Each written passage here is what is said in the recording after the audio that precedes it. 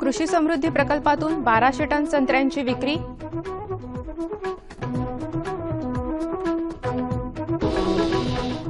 आणि नाम फाउंडेशनच्या वतीनं आणखी 2 गावं दत्तक.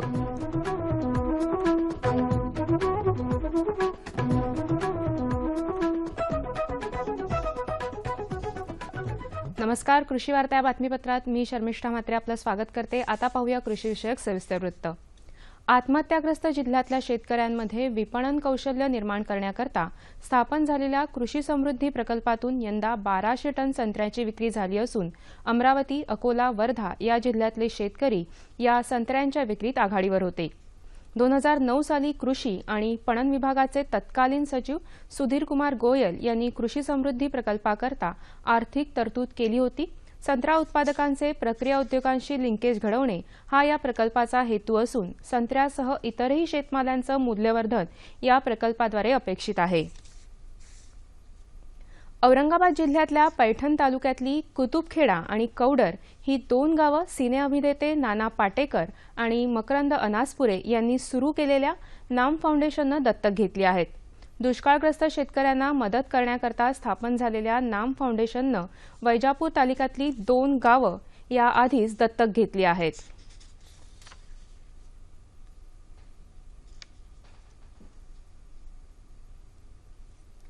महात्मा फुले कृषी विद्यापीठाच्या विस्तार आणि शिक्षण विभागाचे संचालक डॉक्टर किरण कोकाटे यांना प्रतिष्ठेच्या कृषी सन्मान पुरस्कारानं नुकतंच गौरवण्यात आलं. मीडिया रूट्स आणि मीडिया विंग्स पुणे यांच्या वतीनं दिलेला हा पुरस्कार डॉक्टर कोकाटे यांना डॉक्टर बाळासाहेब सावंत कृषी विद्यापीठाचे माजी कुलगुरू डॉक्टर शंकरराव मगर यांच्या हस्ते प्रदान करण्यात आला. आता पाहूयात बाजारभाव.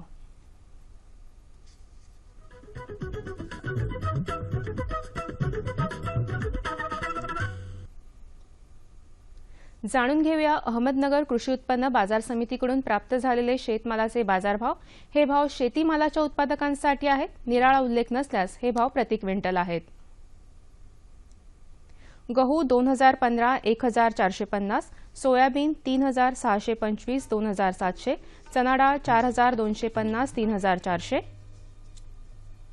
वांगी 1500 1000, कोबी 600 400, सिमला मिरची 1500 1000, चिकू 2500 1500, द्राक्ष 3500 2500 आणि कलिंगड 1000 आणि 800. बाजारभावाविषयक अधिक माहितीसाठी www.agmarknet.nic.in या संकेतस्थळाला भेट द्या. आता पाहूया हवामान वृत्त.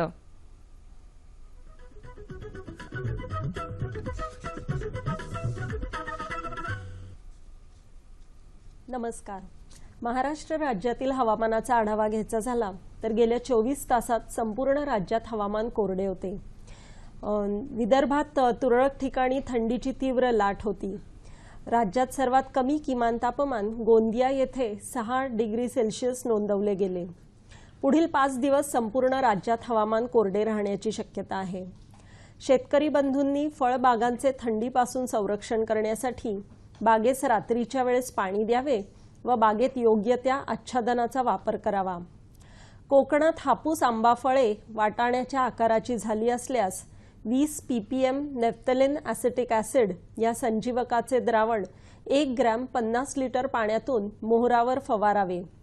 कलिंगड पिकामध्ये मर रोगाचा प्रादुर्भाव दिसून येताच कार्बेंडाझिम 1 ग्रॅम प्रति लिटर या प्रमाणात वेलीच्या बुंध्याशी ओतावे. कलिंगड वेलीच्या सभोवती सुक्या गवताचे किंवा प्लास्टिकचे आच्छादन करावे. मध्य महाराष्ट्र विभागात हरभऱ्यावरील घाट्या अळीच्या नियंत्रणासाठी प्रति हेक्टरी 5 ते 6 कामगंध सापळे लावावेत किंवा HANPV या विषाणूचा वापर करावा. या विषाणूमुळे अळ्या रोगट बनतात. त्यामुळे अळ्यांची वाढ न होता त्या मरतात. मेलेल्या 500 रोगग्रस्त अळ्या घेऊन पाण्यात ठेवून त्याचे द्रावण फडक्यातून गाळून प्रति हेक्टरी 500 लिटर पाण्यात मिसळून पिकावर फवारावे. मराठवाडा विभागात काही भागात रब्बी ज्वारीचे पीक सध्या चीक भरणे ते परिपक्व या अवस्थेत आहे. ज्वारीवरील माव्याच्या व चिकट्याच्या नियंत्रणासाठी डायमेथोएट 34% 10 मिलीलिटर प्रति 10 लिटर पाण्यात मिसळून फवारणी करावी. सध्या मिरची पिकामध्ये फळे लागण्याची अवस्था आहे. या अवस्थेमध्ये प्रामुख्याने फळे पोखरणारी अळी या किडीचा प्रादुर्भाव होतो. फळे पोखरणाऱ्या अळीच्या नियंत्रणासाठी डेल्टामेथ्रिन 2.8 EC 8 ते 10 मिलीलिटर किंवा इमामेक्टिन बेन्झोएट 5 EC 4 मिलीलिटर प्रति 10 लिटर पाण्यात मिसळून फवारणी करावी. विदर्भात गहू पिकावरील करपा व तांबेरा रोगाच्या नियंत्रणासाठी मँकोझेप हे बुरशीनाशक 25 ग्रॅम 10 लिटर पाण्यात मिसळून फवारणी करावी.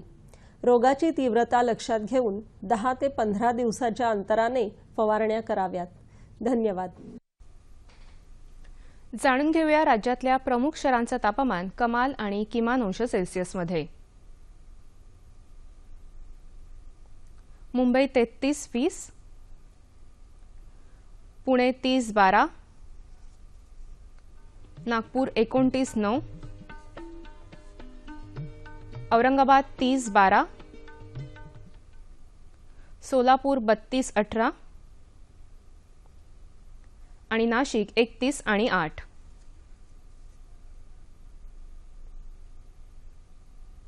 हवामानविषयक अधिक माहितीसाठी www.imdmumbai.gov.in या संकेतस्थळाला भेट द्या.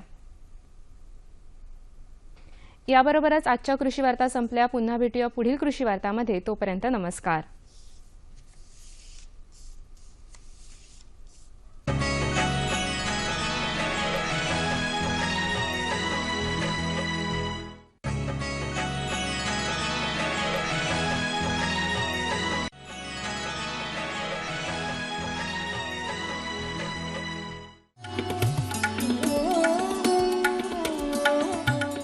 नमस्कार. कार्यक्रमात मनपूर्वक स्वागत. काळ बदलला की जगण्याचे सगळे संदर्भ बदलतात असं आपण म्हणतो कशाला, कारण हे प्रॅक्टिकली आपल्याला पाहायला मिळत असतं. काय माहितीये का, आजच्या या युगामध्ये जो थांबला तो संपला ही म्हण अगदी चपखल बसते. त्यामुळे न थांबता आपण आपापल्या क्षेत्रामध्ये, म्हणजे अगदी कृषी क्षेत्राचीच आपण जर आज चर्चा करतो तर ह्या क्षेत्रामध्ये सुद्धा न थांबता प्रगतिशील असं जे तंत्रज्ञान आहे त्याचा वापर करून आपली प्रगती साधायची असते. आता तंत्रज्ञान या विषयावरती सविस्तर चर्चा करत असताना आजचा जो भाग आहे या भागाकडे मी वळतो. आजच्या भागाचं शीर्षक असं आहे की भारतीय कृषी आणि जैव तंत्रज्ञान. काय आहे हे जैव तंत्रज्ञान याविषयी आपण सविस्तर चर्चा करायची आहे आणि त्यासाठी चर्चेत सहभागी होत आहेत माननीय श्री राजू वरवाले सर, व्यवस्थापकीय संचालक आहेत महिको. या व्यतिरिक्त भारतीय औद्योगिक महासंघ, ज्याला इंग्रजीमध्ये आपण CII असं म्हणतो, याच्या राष्ट्रीय समितीचे ते सदस्य देखील आहेत, जैव तंत्रज्ञान विभाग. सर नमस्कार. कार्यक्रमात खूप खूप स्वागत. नमस्कार. मी अगदी आता कार्यक्रमाची सुरुवात करून देताना असं म्हटलं की जो थांबला तो संपला. आजचा जो काळ आहे तो धावपळीचा आहे. या धावपळीच्या युगामध्ये आत्ताचं जे तंत्रज्ञान आहे हे तंत्रज्ञान अवगत करून आपली प्रगती प्रत्येकाने साधायची आहे. तर त्यामुळे कसं आहे माहिती आहे का की कृषी क्षेत्राच्या बाबतीत जरी सांगायचं झालं तर ही प्रगती नेमकी जैव तंत्रज्ञानाच्या बाबतीत आपण कशी साधणार याविषयी आपल्याला सखोल आज चर्चा करायची आहे. अगदी बाळबोध सरळ साधा सोप्पा माझा प्रश्न आहे की भारतातील कृषी क्षेत्र जे आहे याच्या आजवरच्या प्रगतीचा थोडासा आढावा घेऊया का सर? सांगा ना त्याबद्दल. ठीक आहे, धन्यवाद. भारतीय कृषी क्षेत्रामध्ये मागच्या 50 वर्षात भरपूर बदल झालेत. आपण जसं म्हणालात थांबलात की गेला, हो, त्या अनुषंगाने खूप बदल घडून आणलेले आहेत.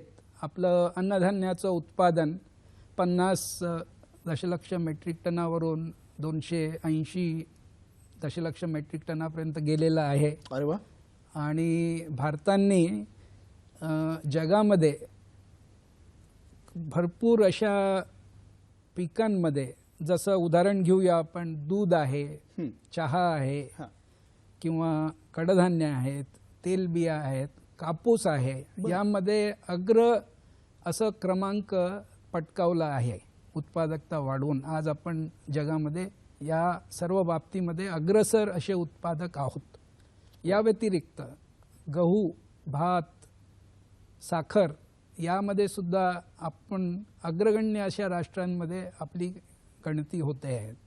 तर हा सर्व आपण तंत्रज्ञानाच्या जोरावरच त्याचा वापर करून शेतकऱ्यांनी तो अवगत केला व हे घडवून आणलं.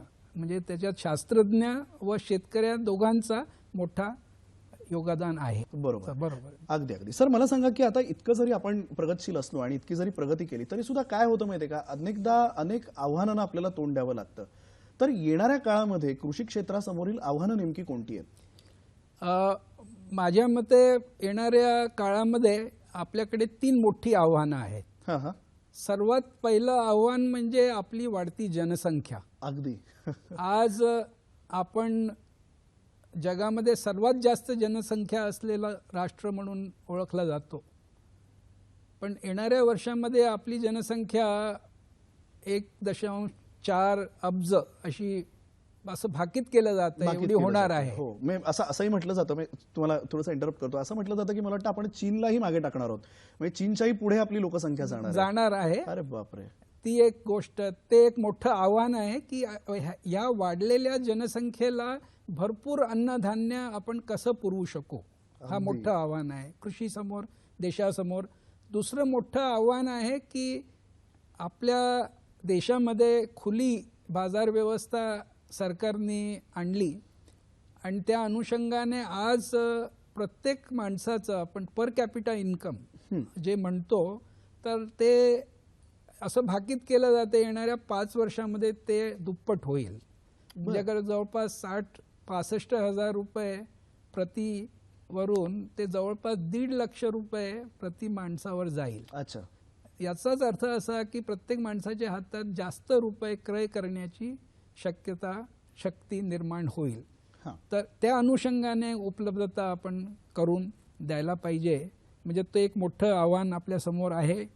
आणि तिसरं मोठं आव्हान आहे की आपल्याला हे सर्व कमी होणाऱ्या रिसोर्सेसमधून, म्हणजे पाणी, कमी होणारी जमीन, शेती मजूरच्या उपलब्धतेबद्दल आपण मोठी प्रश्न आज निर्माण होत आहेत, याच्यामध्ये घडून आणायचं आहे.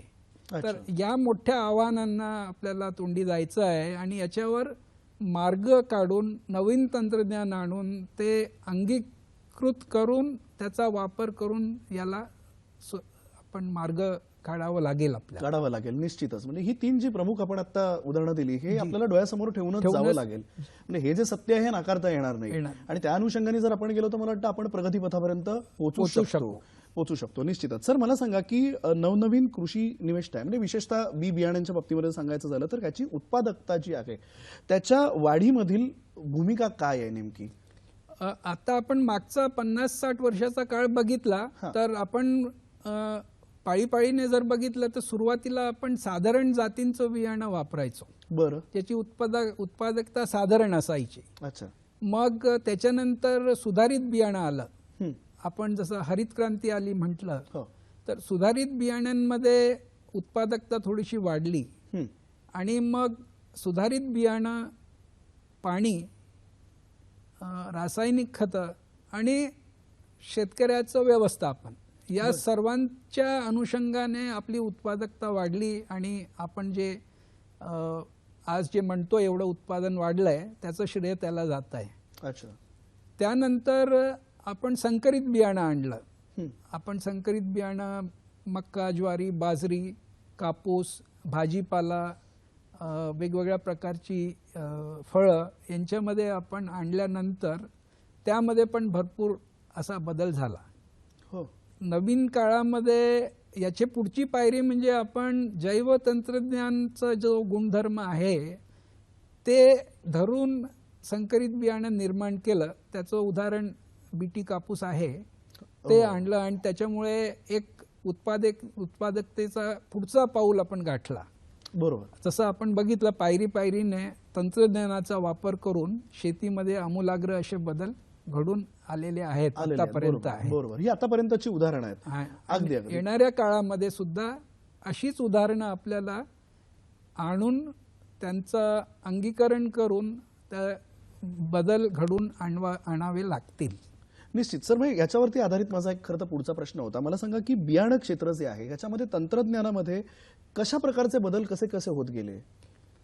आपण आत्ताच जी चर्चा केली की सुधारित बियाणं, संकरित बियाणं, तंत्रज्ञान, जैव तंत्रज्ञान युक्त बियाणं, या सर्वांचं पायरी पायरीने आपण वापर करून नवीन नवीन तंत्रज्ञान आणलं, शेतीमध्ये त्याचा वापर झाला आणि त्याचे परिणाम आपल्याला दिसत आहेत.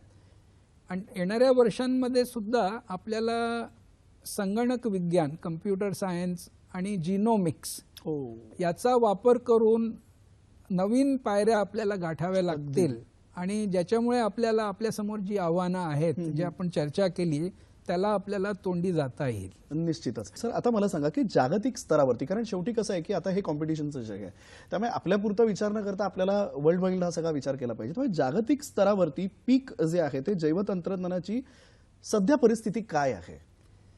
आपण जर आजचा विचार केला, जगामध्ये 28-29 अशी राष्ट्र आहेत ज्यांनी जैव तंत्रज्ञान युक्त बियाण्यांचा वापर फार मोठ्या प्रमाणात अंगीकृत केलेला आहे. शेतकऱ्यांच्या गणकामध्ये आपण जर विचार केला तर 18-19 दशलक्ष शेतकरी आज या तंत्रज्ञानाचा दैनंदिन वापर करत आहेत. जैवतंत्रज्ञान युक्त बियाण्यांची सुरुवात वर्ष 1996 मध्ये झाली आणि आज आपण आता 20 वर्ष अनइंटरप्टेड असा त्याचा वापर सुरू आहे. आणि क्षेत्राच्या बाबतीत म्हटलं तर 160-70 दशलक्ष हेक्टर्स वर याचा पेरा दरवर्षी होतो. परत होतो. आणि या सर्व गोष्टींचा म्हणजे एवढं प्रसार होण्याचं एक मोठं कारण की शेतकऱ्याला याच्यामुळे जास्त उत्पादकता, जास्त सोय आणि एकंदरीत नफा हे त्याच्या दारी पडतंय, म्हणून याचा मोठ्या प्रमाणात वापर आपल्याला या राष्ट्रांमध्ये दिसतो. पण त्याचा आपल्याकडे म्हणजे भारतामध्ये सुद्धा तसं घडत असेल ना? भारतामध्ये पण तसं घडण्याची पूर्ण शक्यता आहे.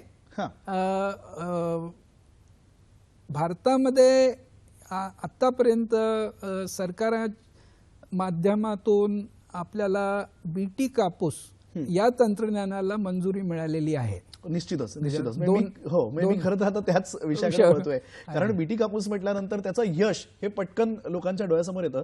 पण हे जे यश गाठलं त्यामागे बरीच कारणं आहेत. तर मला सांगा सर, हे जे आहे बीटी कापूस याविषयी काय हा ग्रोथ कसा झाला याची माहिती द्या ना. थोडं बीटी कापूस बद्दल सांगतो. बीटी कापूस म्हणजे कापसाची जात किंवा वाण ज्यामध्ये एक जनुक, इंग्रजी भाषेत आपण जीन म्हणतो, टाकलेला आहे आणि ते जीन एक प्रथिन तयार करते. ते प्रथिन खाल्ल्यावर कापसावर बोंडाळी नावाचं कीड आहे ज्याच्यामुळे खूप नुकसान होते. तर त्या किडीचा बंदोबस्त हे प्रथिन करते.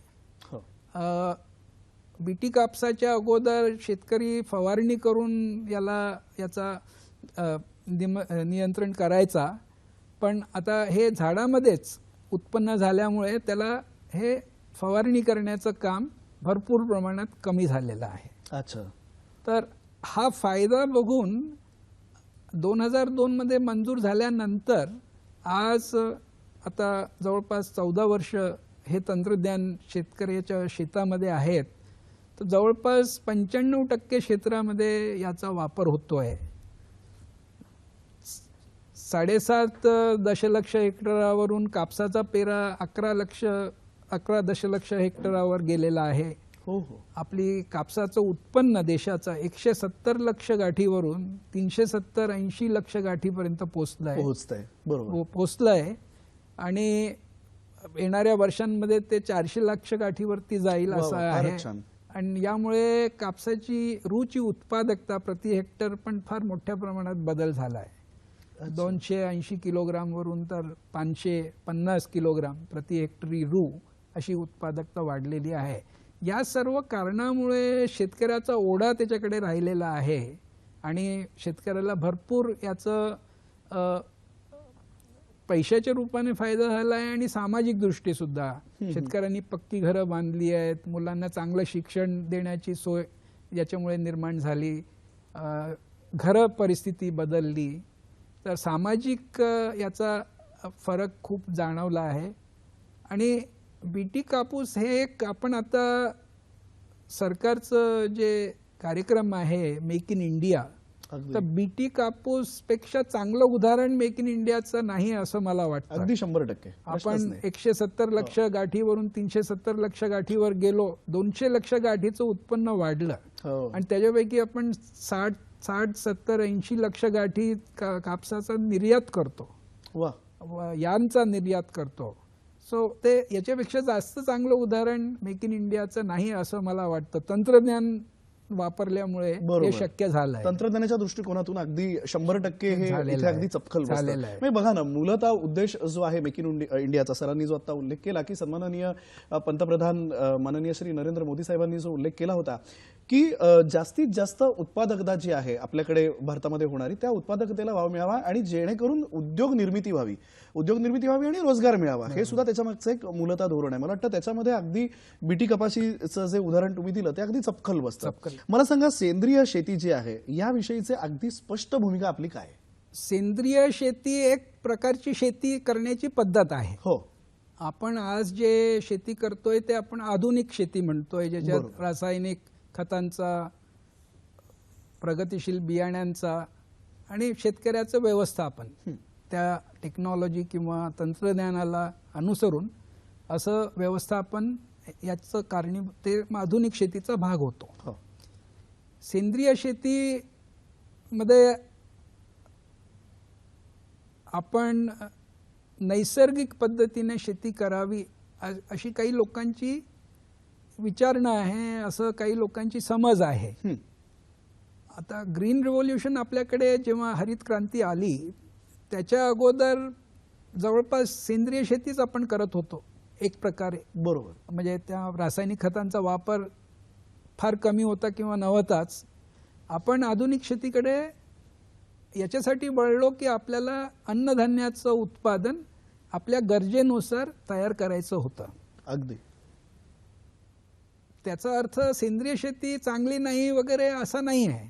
सेंद्रिय शेती एक आपल्या प्रकारची आहे आणि आपण त्याच्यात हे बघण्याची गरज आहे की सेंद्रिय शेती माध्यमातून आपल्याला आपली गरज अन्नधान्याची, कडधान्याची, तेलबियाची किंवा निर्यातक्षम राष्ट्र होण्याची आपण पूर्तता करू शकतो का नाही.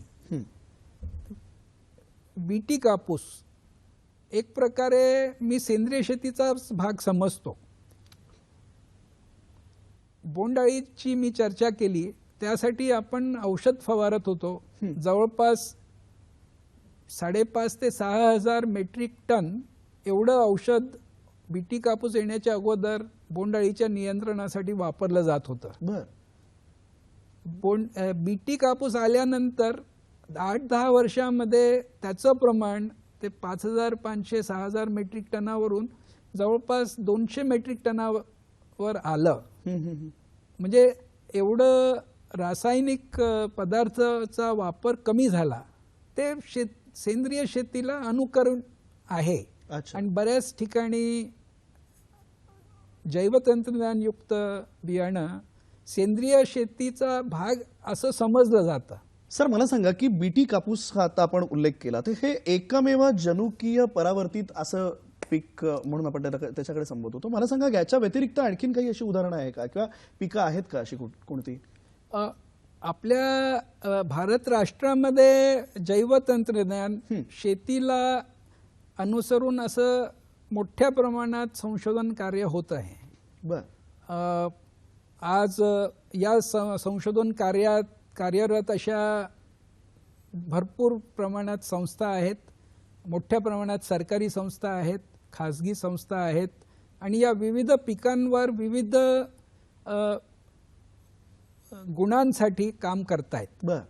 आता याच्यातील वेगवेगळी गुण म्हणजे एकतर दुष्काळ प्रतिबंधक वाण, म्हणजे कमी पाणी पाण्यात सुद्धा चांगलं उत्पन्न देणारे वाण निर्माण करावेत. बर. हे एक मोठा प्रोजेक्ट चालू आहे.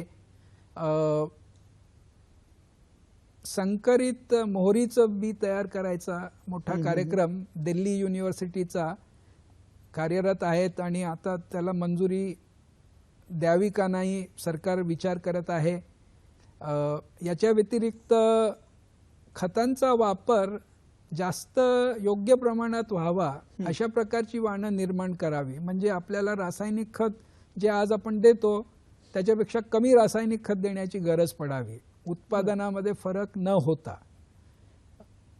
याच्या व्यतिरिक्त आपण हरभरा आहे, आपलं मोठं कडधान्याचं पीक आहे, तर त्याच्यामध्ये पण पॉट बोरर नावाचं कीड फार मोठ्या प्रमाणात नुकसान करते. तर त्याला प्रतिबंधन करावं असं पण संशोधन चालू आहे आणि त्याच्या काही राज्यांमध्ये चाचण्या क्षेत्रीय चाचण्या सुरू आहे.